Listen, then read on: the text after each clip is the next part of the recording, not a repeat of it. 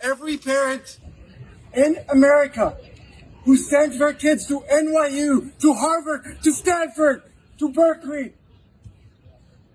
And I want you to know one thing. We cannot protect your child against pro-terror student organizations because the president of Harvard University, because the president of Stanford, because the president of Berkeley, they will not speak out against pro-terror student organizations. My name is Shai Davidai.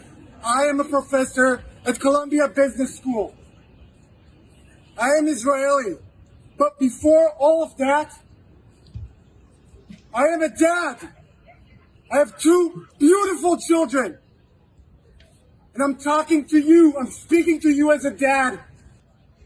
Last Saturday, 14 U.S. citizens were kidnapped into Gaza with 200 other Israeli, French, German, and other nationalities.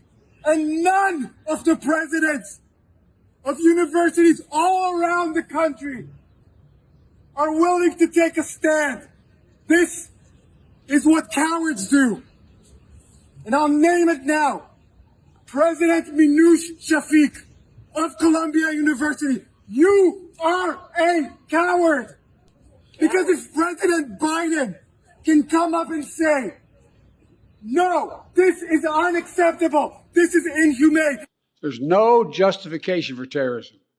There's no excuse. And if Eric Adams, the mayor of New York City, is able to say, this is not okay. This was something that shows Hamas must be disbanded and destroyed immediately.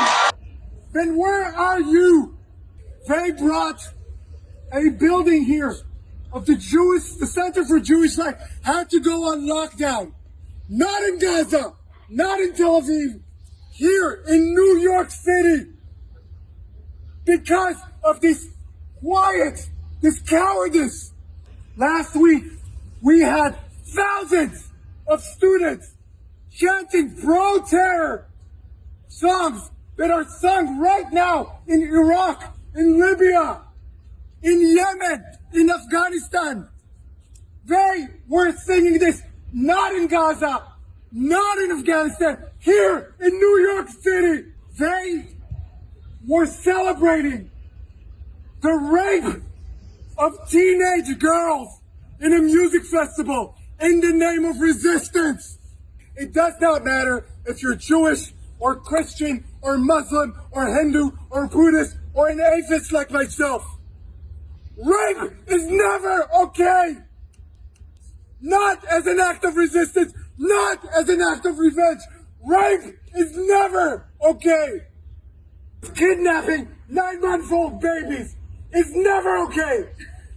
Murdering 89-year-old grandmothers who have Alzheimer and do not know what is going on. Shooting them in the head. Executing them. It's never, never, never okay.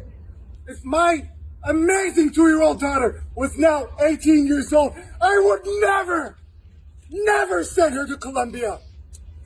Not because it's not a great institution, it's an amazing institution, but because I know that she will not be protected there. Because the president of the university allows pro-terrorists to march on campus. We would never allow the KKK to march on our campus.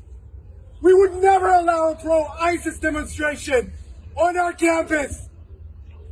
Can you imagine in the city that had to endure 9/11? Can you imagine that here we have pro-terror student organizations? I want you all tomorrow morning to call your kids' college, your kids' university, and ask them one simple question. Will you protect my child?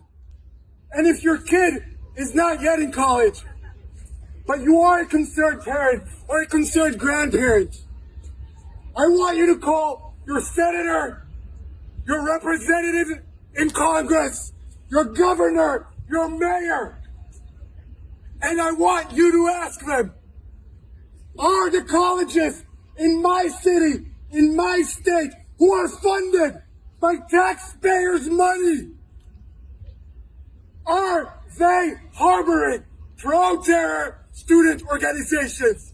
People have asked me in the past few days, are you not afraid to speak up? You're putting your job on the line. You got it all wrong. I am not afraid to speak up. I am speaking up because I'm afraid. I walked onto my own campus, the place that is employing me and supposed to keep me safe, and I was shivering.